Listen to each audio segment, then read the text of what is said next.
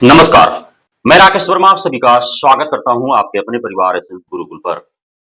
बिहार में शिक्षा विभाग के ऊपर बोझ इतनी बढ़ चुकी है कि शिक्षा विभाग खुद ही कंफ्यूज है कि आखिर क्या करें और क्या छोड़ें। इसी में जो बीपीएससी आयोग के माध्यम से चयनित टीआरई 3.0 के अभ्यर्थी हैं, उनका काउंसलिंग का तिथि लगातार बढ़ाया जा रहा है।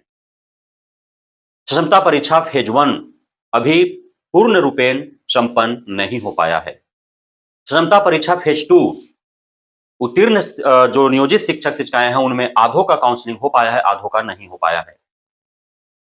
बीपीएससी आयोग के माध्यम से जो प्रधान शिक्षकों हेतु भर्ती निकला, उसमें चयनित आधे शिक्षक शिक्षिकाओं को काउंसलिंग हो पाया है, आधों को नहीं हो पाया है।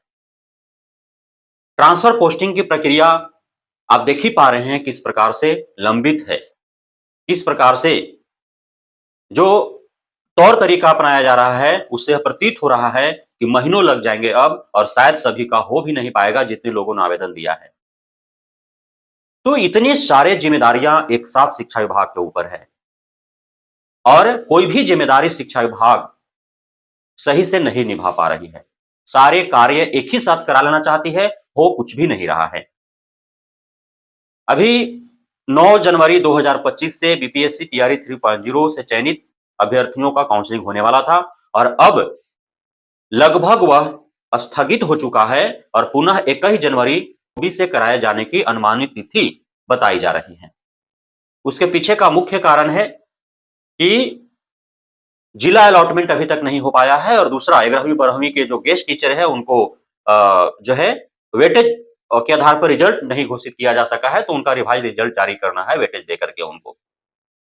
तो इस वजह से वो जो है स्थगित हो चुका है, लगभग तय है कि स्थगित हो चुका है। 9 जनवरी से अब नहीं हो पाएंगे। क्षमता परीक्षा फेज 1 वालों को, जिनका काउंसलिंग हो चुका था, उनको नियुक्ति पत्र देकर के योगदान कराए जा रहे हैं 1 जनवरी से ही। 7 जनवरी समाप्त हो चुके हैं, 8 जनवरी आज हो गए।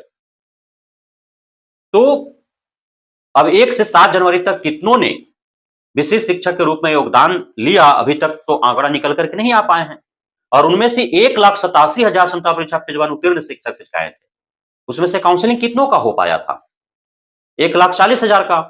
बाकी शेष थे, उनमें से काउंसलिंग कितनों का हो पाया?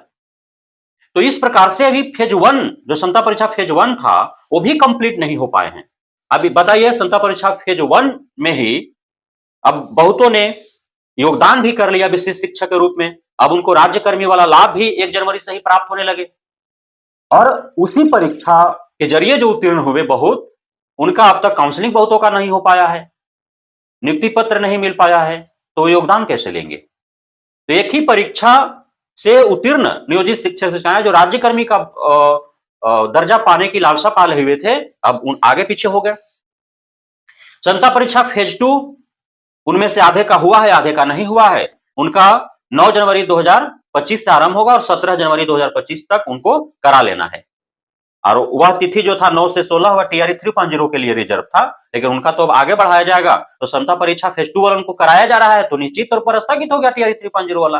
दोनों एक साथ हो ही नहीं सकता है ना, क्योंकि एक ही काउंसलिंग सेंटर पर दोनों को कराना है, और काउंसलर भी वही है, तो एक समय में एक ही लोगों का होगा। क्षमता परीक्षा फेज 2 का 9 से 17 तक हो रहा है, तो टीआरई 3.0 का कैंसिल, वो आगे अब कराया जाएगा। 21 जनवरी से बताया जा रहा है, तो हो सकता है करा लिया जाए 21 जनवरी से, अर्थात जनवरी भी आपका गयो।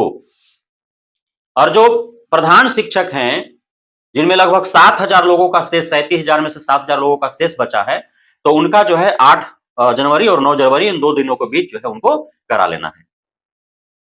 तो इस प्रकार से जो है सारे प्रक्रियाएं चल रही हैं। ट्रांसफर पोस्टिंग की प्रक्रिया चल रही है कछुआ चाल से। देखते हैं कब तक हो पाता है, लेकिन इतना तो तय है कि विधानसभा चुनाव से पूर्व प्रथम दौर का जो तबादले की प्रक्रिया है, वो संपन्न करा लिया जाएगा, और आप सभी जो भी आवेदन करता है, उनमें से अधिकांशतों को जो है वो तबादला दे दिया जाएगा एकदम संतोषजनक स्थल पर।